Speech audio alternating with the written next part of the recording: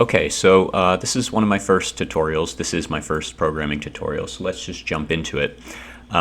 Normally with a programming language, you have to download it. You have to download compilers, and you have to set up your environment. But if you have a browser, and every computer has a browser, you can just open up the debugging tools. Usually it's Control-Shift-I, but it might be different depending on the browser.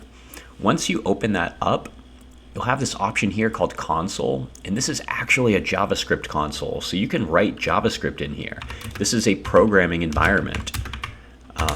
One of the first things that a programming language does is it sort of acts as a calculator. You can use it to do basic math.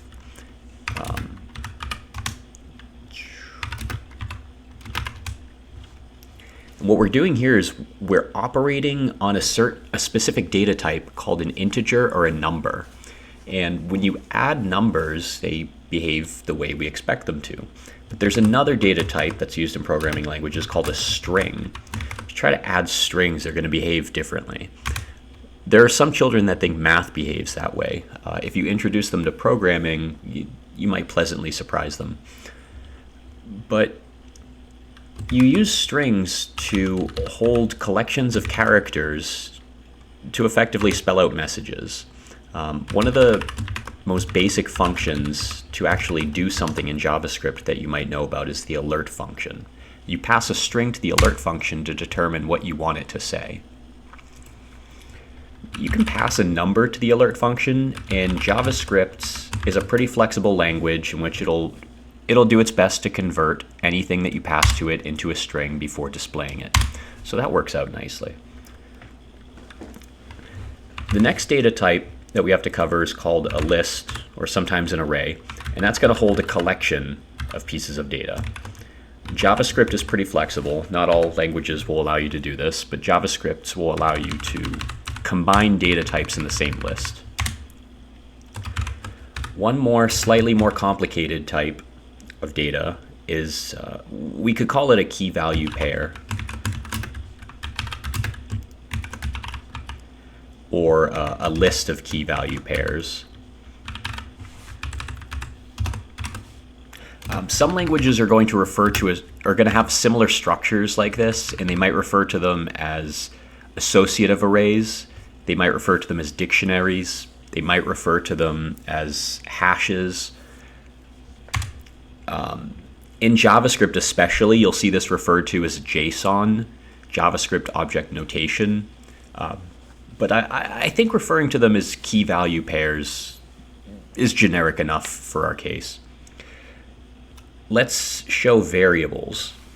So as I type these out, I lose access to these. I have to keep typing them over and over again if I want to get access to that data.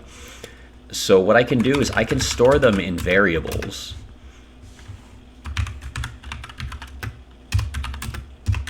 So I can store this structure in a variable, and by calling that name variable A, I can get that as many times as I want. I can do the same with key value pairs.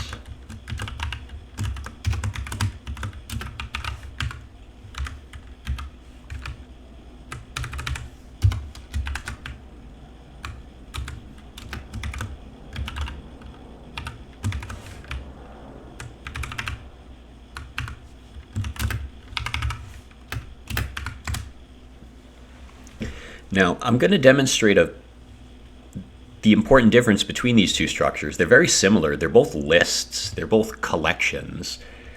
But if I want to access, let me clear this. If I want to access one of the elements of this list, then generally what I have to do is use this notation, and I'll put a number in it, and it gives me that numbered index item from within the list.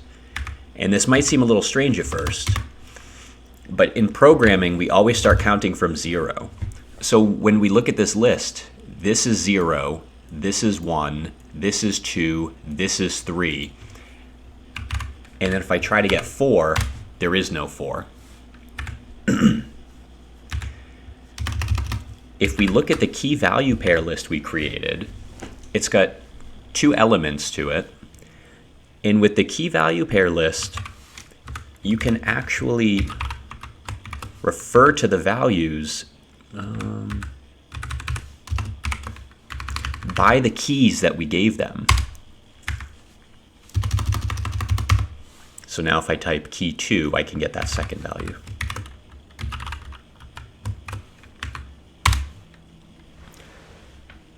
So now let's jump into functions.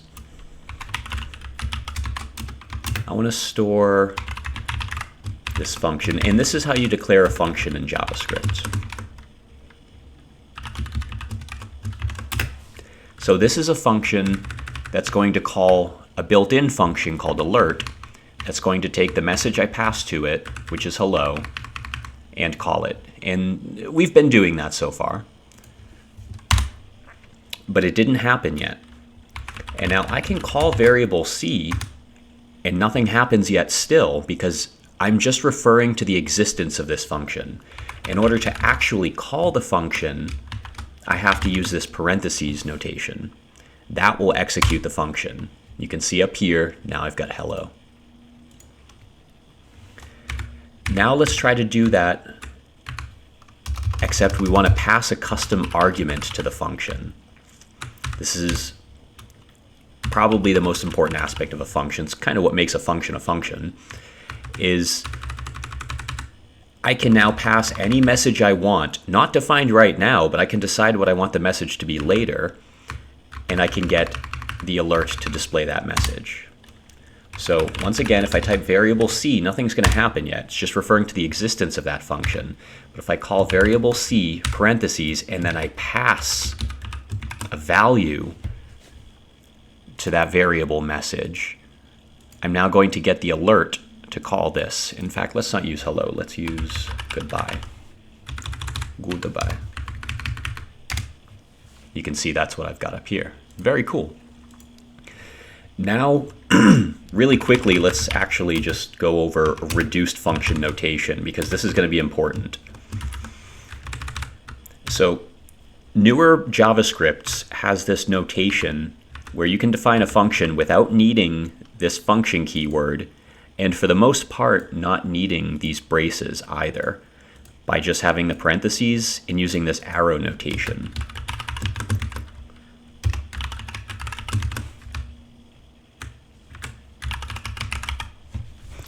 So this is, and let me call variable C again. This is the exact same as this up here. It's just slightly different syntax. It's slightly more convenient. I don't have to type as much. And now because I'm assigning it to the name of a variable that I've already used, it means this is going to overwrite this, which isn't really going to matter because effectively they're the same. So now what I can do is variable C,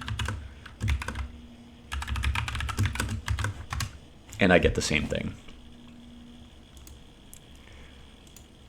Let's cover Boolean types really quickly. I forgot to cover Boolean types. A Boolean is a type that can either evaluate to true or false. So in any programming language, you can usually type out true or false, and they're a thing. The point of this is that you can make comparisons on data to determine whether or not they're true or false. One is not equal to, so obviously that's false. 1 does equal 1, so obviously that's true. You might be like, well, what's the point of this? Well, I might store these numbers in a variable.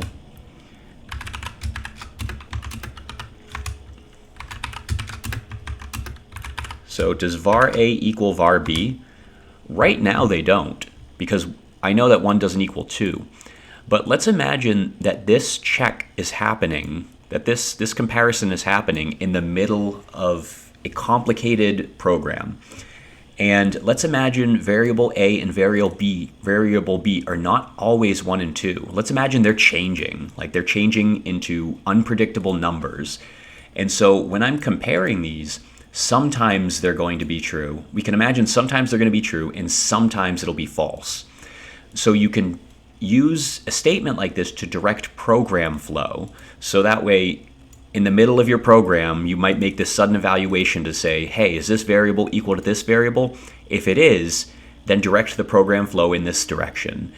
If it doesn't, then direct program flow in this other direction. And that's why those are important. So now let's move on to how we can pass functions as arguments to other functions. And this is going to be as complicated as we get. But if you can nail this concept very early on, it's going to be very powerful for you. Most of what you do in programming is going to boil down to performing operations on lists of data. And so over time, you'll find that there really are only about three generic types of functions that you end up performing on these lists of data. And they're going to be called filter functions. I'm just going to use this as a notepad right now. Mapper functions and reducer functions. So a simple example of a reducer function, which is the more complicated form. We're not really going to dive into reducer functions too much, but I'm going to give a very simple example. A lot of programming languages have a built-in function called sum that you can perform on a list of numbers. And what it'll do is it'll automatically add up all of those numbers. This makes it a reducer function, because what it's doing is a reducer function takes each element in a list and returns a single element that is an evaluation of all of those elements. And that's what summing is doing. It's saying take this first element and sum the second element to it. So we get 3. And then take the next element and we get 6. And then if I imagine this was 4, it would say sum the next element and then we get 10, and then it would return 10.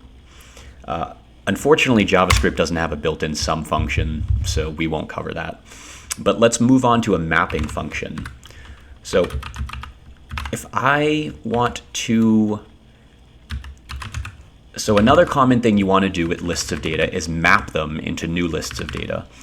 So let's say I want to take this list and I want to create a new list in which each item in that new list corresponds to an item in this list, but it's slightly different. I've made some modification to it.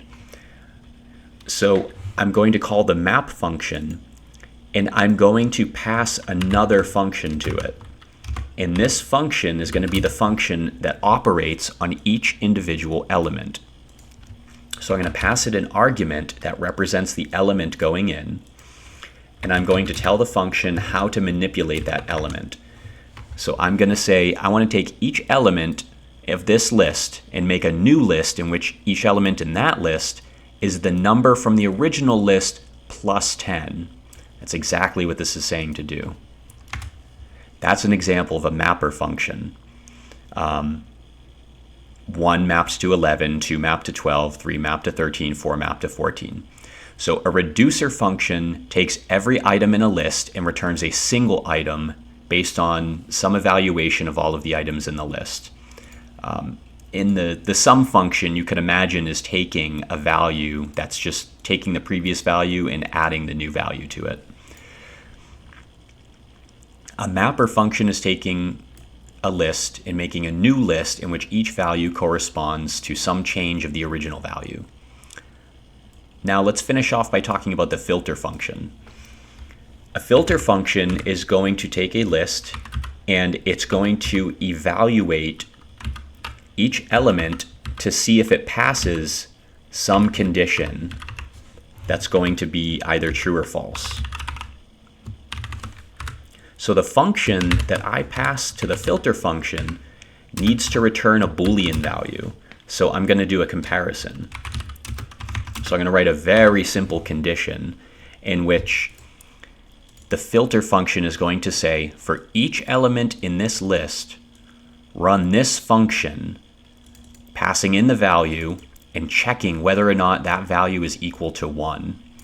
If it is equal to 1, it's going to return true, and the filter is going to allow that value to slip through into the new list. So the point of the filter function is to take a list and filter it down into a smaller list based on some condition. Now let's finish off doing something a little silly and fun. Now I could probably take any one of these functions and use them to display an alert.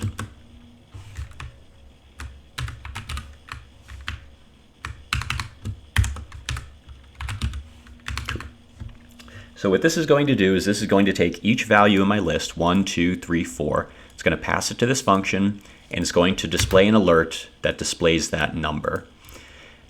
Now, this is a little wasteful because it turns out alert doesn't return anything.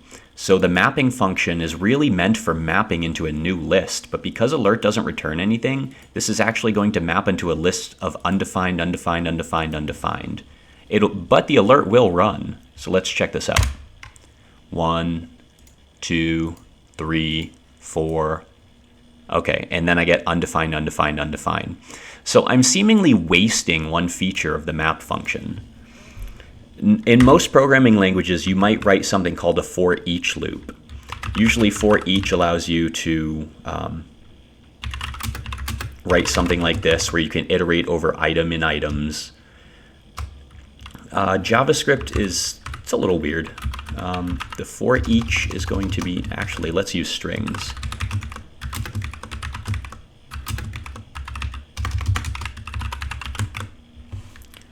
JavaScript's for each is accessed like this. And it's going to be the exact same as the mapping function, but this really is not going to try to return a value. It's just going to say for each value, do something, and we're not going to return anything. So we're going to take the val, alert, pass the val. Cool. So now for each is going to take this function and run it on each one of these elements. So hello is going to get passed to val. I'm going to get an alert for hello. And is going to get passed as val. I'm going to get an alert for and you can guess from there.